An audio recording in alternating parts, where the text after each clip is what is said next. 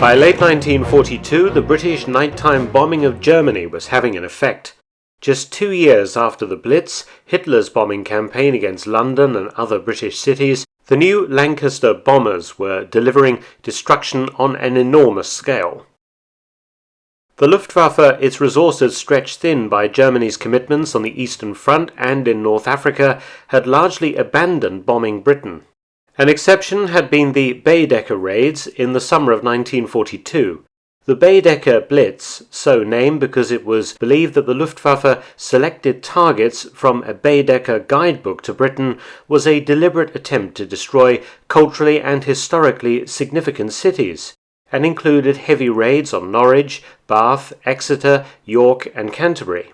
Conducted at night, the Baedeker Blitz had killed about 1,600 civilians and done irreparable damage to many historical sites. But these raids were dwarfed by RAF attacks on Germany.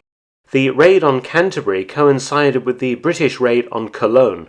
The RAF used a 1,000-bomber stream on Cologne, whereas the Luftwaffe could only manage to send 77 bombers to Canterbury. The RAF's onslaught against German cities prompted Hitler to order a retaliatory attack on England.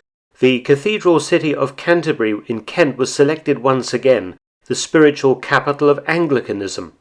Why? Perhaps because of its historical significance or location between the English Channel and London. Either way, a much expanded tip-and-run attack, so-called when German planes suddenly appeared at low level, dumped a few bombs and then disappeared back across the Channel, would catch Canterbury completely unawares. The British no longer expected the Luftwaffe to send fleets of bombers, but this raid was different, for it used fighter bombers, the famous Butcher Bird, the Focke-Wulf Fw 190. Designed by the legendary Kurt Tank, the 190 had become the backbone of the Luftwaffe's fighter force by 1942, a powerful and adaptable single-seater that was an excellent ground attack aircraft as well as a conventional fighter. It is regarded as one of the best planes of World War II. And in comparison to earlier tip-and-run raids, this was to be on a much bigger scale. In fact, it would be the largest German air raid on Britain in the daytime since 1940. The Germans waited until they had good weather to launch the daylight assault. The 31st of October 1942 was perfect. In total, the Luftwaffe grouped together 68 Fw-190s, each armed with a single 500-kilogram bomb, plus 62 Fw-190s acting as escorts. Divided into 3 distinct waves, the planes set off from northern France towards dusk, roaring across the English Channel at only 5 feet, or less than 1.5 meters above the waves, well below British radar coverage. The aircraft were drawn from Jagdgeschwader 2 and Jagdgeschwader 26, with 19 of the planes taking part from a special bomber unit that had already attacked Britain several times before. Skimming across the waves, the Fw-190s were well below British radar.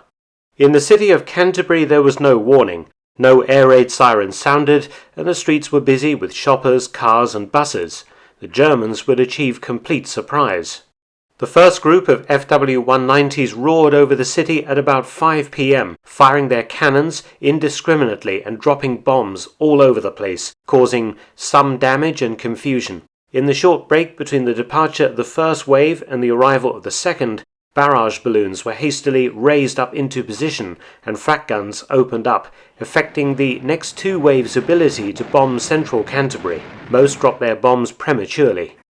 British fighters were slow to react. The 190s were already on their way home when the Spitfires got airborne. Only one 190 was damaged during the attacks, losing 3 feet off the end of one of its wingtips in a collision with a balloon cable, but remained airborne. As the 190s raced back across the Channel, Feldwebel Hell's JG-2 190 was shot down by light flak near Sandwich in Kent. As the Germans headed out to sea, some Spitfires caught up with them, and Oberleutnant Paul Galland, youngest brother of Luftwaffe ace Adolf Galland, was shot down by one Spitfire into the sea off Calais and killed. Paul Galland was an ace with 17 kills when he died. Back in Canterbury, the city was counting the cost. 31 500-kilogram bombs had impacted the city, killing 32 people. Hundreds were injured, buses had been machine-gunned, and many properties damaged.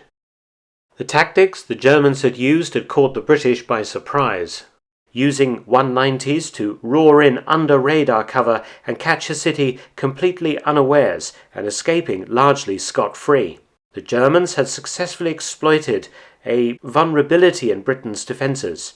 Success in the raid on Canterbury led the Luftwaffe to try this tactic several more times. Many thanks for watching. Please subscribe and share, and also help support my channel at PayPal and Patreon. Details in the description box below.